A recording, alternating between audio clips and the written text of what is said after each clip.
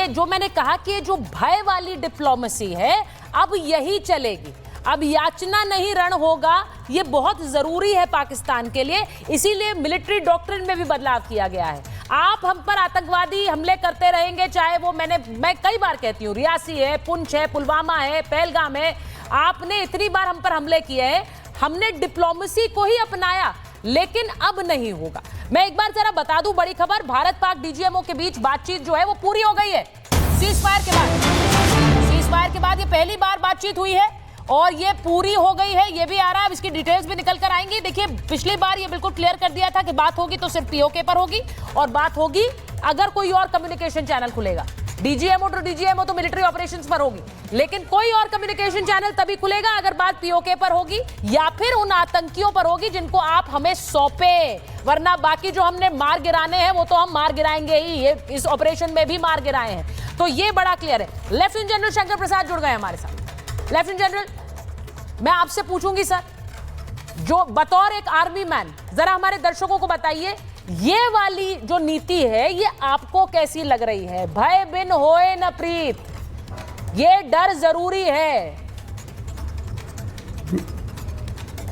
जी बहुत अच्छी नीति है। मैं तो समझता हूं कि मेरे पूरे करियर में मैंने ऐसी एक यूनिफाइड, एक कॉम्प्रिहेंसिव स्ट्रैटेजी नहीं देखी है।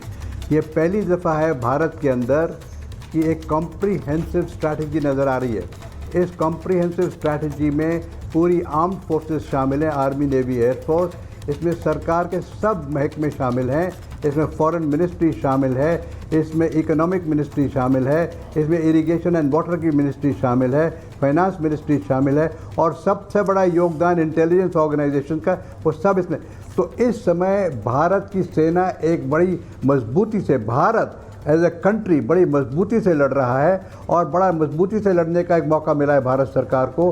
तो और सबसे इंटरेस्टिंग बात यह है कि भारत कहता है ये युद्ध नहीं है, this is not an era of war, हम लड़ाई नहीं कर रहे, हम तो सिर्फ आतंकवाद को ख़त्म कर रहे हैं। आपने आतंकवाद से हमको परेशान कर रखा है, आपने पहलगाम में 26 लोगों को इस बिना मतलब के मार दिया, रिलीजन पूछ के मार दिया, उसका जवाब दे रहे हैं। तो ये युद्ध कहाँ से हुआ? युद्ध तो तब होगा ना कि जैसे गाज़ा में बिल्कुल मट्टी मिला दिया, यूक्रेन में मट्टी मिला दिया, वो युद्ध होगा। हम तो युद्ध नहीं कर रहे। पहले दफ़ा जब हमने हमला किया सिर्फ टेररिस्ट कैंप पर किया ना, और तो कहीं नहीं किया। जितने उनके मिलिट्री से उन पर भी कर सकते थे, नहीं किया ना। आपने उसका जवाब बेवकूफ़ी कर दिया तो आपको फिर और उसका जवाब मिला। जब आपने हमारे एयरफील्ड को टारगेट करने की कोशिश की तो हमने आपके एयरफील्ड को टारगेट करने की कोशिश की। अब दुख की बात यह उनके लिए कि हमारे यहाँ कोई नुकसान हुआ नहीं, उनके हम गए तो सारा नुकसान हो गया। तो उनके जितने भी फॉरवर्ड लाइन के एयर बेसेस हैं सब नष्ट हो गए और उसकी वजह से उनकी एयर पावर ज़ीरो हो गई, रडार नष्ट हो गए। तो आज की तारीख में उनकी ये हालत हो गई है कि ना तो उनके पास कोई डिप्लोमेसी का सलूशन है, ना कोई मिलिट्री सलूशन है, ना कोई इकोनॉमिक सलूशन है। बड़ी मुश्किल से रोड हो के कुछ 2.4 बिलियन मिले, वो भी 2-3 हिस्सों में बट के मिलेंगे और वो भी कंडीशनल हैं। अभी पूरा सामान तो आया नहीं, पूरा पैसा तो आया नहीं है और इसी प्रकार से चलते रहते। पूरे विश्व में आज पाकिस्तान की एक छवि खड़ी हो गई है, they are a nation that supports terrorism, और टेररिज्म से लड़ने के लिए सारा विश्व तैयार है। तो भारत के साथ तो सारा विश्व खड़ा हुआ है। Entire world is with India. वो कहती है जी बड़ी जबरदस्त रणनीति निकाली है, आपने स्ट्रैटेजी निकाली है, आपने डॉक्ट्रिन निकाली है। खुलकर कहती हूँ कि हमें गर्व है आप जैसे ऑफिसर्स पर। हमारे कितने देखिए कितने वरिष्ठ सीनियर ऑफिसर्स हैं, आप हैं, मेजर जनरल सिवाज बैठे हैं, कर्नल नैन बैठे हुए हैं, डिप्लोमेसी के जो मास्टर हैं अशोक जी यहाँ बैठे हुए हैं, दुबे जी बैठे हुए हैं। मुझे गर्व होता है अपने देश के ऑफिसर्स पर सर, लेकिन इनके देश में ऑफिसर्स सिर्फ एक जिहादी कैंप चला रहे हैं और वो उनका खुद का कन्फेशन है। आज जो सबसे बड़ी खबर दुबे जी, उस डीजी आईएसपीआर की प्रेस कॉन्फ्रेंस में जो उन्होंने की, हमारे अधिकारी कर रहे हैं, जरा उनसे कुछ सीख ही लें। उस प्रेस कॉन्फ्रेंस में ये बड़े गर्व से बताते हैं कि हम जिहादी आर्मी हैं, हम एक जिहादी आर्मी हैं। अब ये जिहादी आर्मी वाली जो बात करते हैं, मैंने आज ये डीजी ये अधिकारी हैं इनके जो प्रेस कॉन्फ्रेंस करते हैं, ये कैसे खुद एक ग्लोबल डेजिग्नेटेड टेररिस्ट का बेटा है ये अधिकारी, ये मैं जरा दुनिया को बता रही हूं। मतलब सोचिए कि एक आतंकी का बेटा वहां जनरल बना हुआ है और वो वहां पर ये बता रहा है कि सेना कितनी प्रोफेशनल आर्मी है, दुनिया के सामने ये बता रहा है। इनके पिताजी ने ओसामा बिन लादेन को कैसे परमाणु सीक्रेट्स को लेकर बैठकें की, जानकारी दी, ये पूरी दुनिया जानती है। यूएस ने इनके पिताजी को डेजिग्नेटेड टेररिस्ट किया और ये वहां पर जनरल बने बैठे हैं दुबे जी। ये एक्चुअली एक दिन वार्ता में मैंने बात बताई थी। हाँ। पाकिस्तान के आतंकवाद और पाकिस्तान के मिलिट्री दोनों बड़ा इनसेपरेबल है। यस। आज के तारीख में उनके सामने क्राइसिस ही यही है, वे खुद को आतंकवाद के अम्ब्रेला से अपने को अलग नहीं कर पा रहे हैं। ये एक सबसे बड़ी दिक्कत है इनके आज के तारीख में। और ये जो जनरल हैं, इनके पिताजी खुद जनरल थे। 1995 में आपको पता है कि वह sacked from the military just because of attempt to coup inside the Pakistan army. और जो आपने अभी एक बैकग्राउंड बताया वो भी बिल्कुल सही है। तो कहने का मतलब है कि ये पूरा रशियन फोर्सेज के अगेंस्ट अफगानिस्तान के अंदर जो 10 साल इन्होंने एक जिहाद छेड़ा, मुजाहिदीन खड़ा किए, उनको ट्रेन किया, उनको इक्विप किया, ये सबकी जो सरजमी तो पाकिस्तान ही रही है। उसके बाद जहां शांति की बात आप कर रही हैं तो सॉफ्ट एक्सचेंजेस में आप 26/11 का देख लीजिए। 26/11 के मुंबई के हमला 172 लोगों का कत्ल किया इसी लश्कर तोयबा ने। उस कत्ल के बाद इन्वेस्टिगेशन, सबूतों का पुलिंदा, और वो तो लकीली हमको कसाब मिल गया। तो वर्ल्ड फोरम में कम से कम पाकिस्तान इस बात को लेकर एक्सपोज हुआ और उसे पहली बार एक्सेप्ट करना पड़ा, हाँ ये हमारा नेशनल है। तो पूरा ही डायरेक्शन इसी मुरीदके से हो रहा था।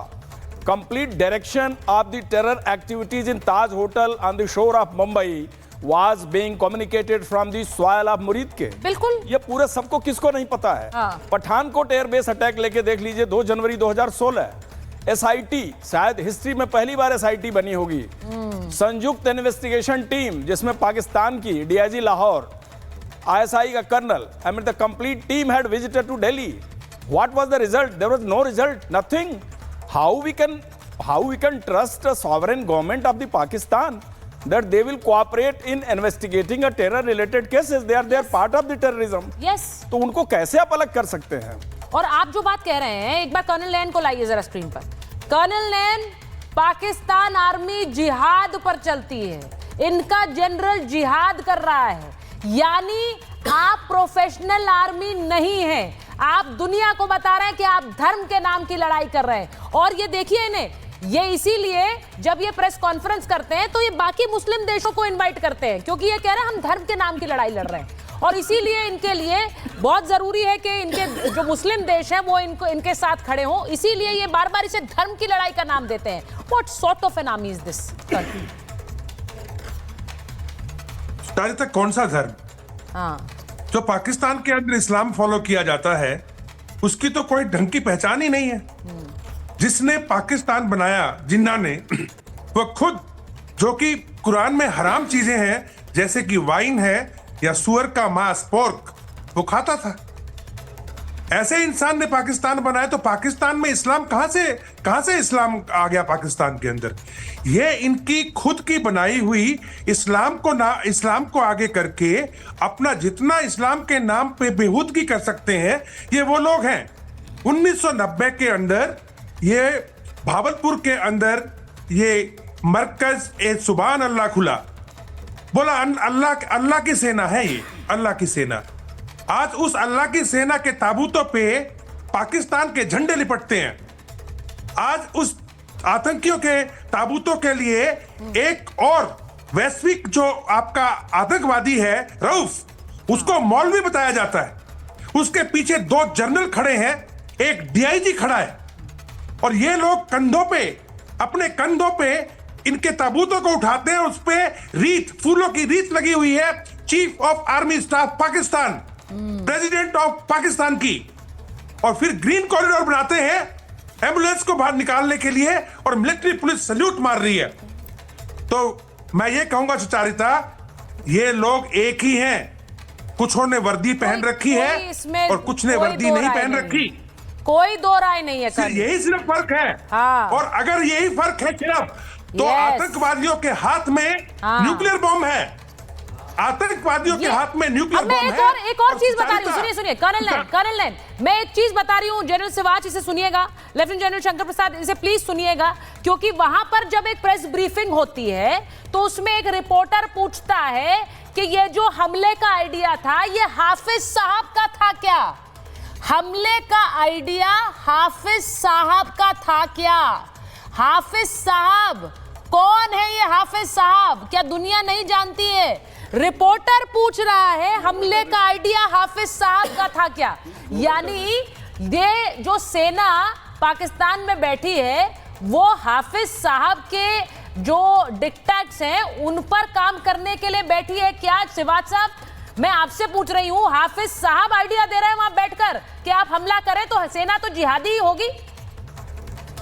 हाँ सुचिता, देखो सच्चाई ये है कि उसने साहब तो बोला मगर उसने सच्चाई भी बोला कि भाई हाफिज के कहने पे हमला होता है। ये सच्चाई है। पाकिस्तान की आर्मी और पाकिस्तान का आतंकवाद मिले हुए हैं। ये एक दूसरे के, वो कहते हैं एक ही सिक्के के दो पहलू हैं, और ये इतने मिल गए हैं कि तभी तो अगर हाफिज सईद और मसूद अजहर को एक प्रकार से गेस्ट बना के उसको कहीं होम, कभी जेल में नहीं डाला उनको एक प्रकार हाउस अरेस्ट किया था, और हाउस अरेस्ट इसलिए किया था कि उसको कहीं मार ना जाए कोई, उसको प्रोटेक्शन। अब 4 टियर की उसको प्रोटेक्शन दे रखी हाफिज सईद और मसूद अजहर। उसके अंदर आप पुलिस भी लगी हुई है, उसके अंदर उसके पर्सनल सिक्योरिटी में, उसके अंदर SSG कमांडो है जो पुराने, उसके अंदर रेंजर भी।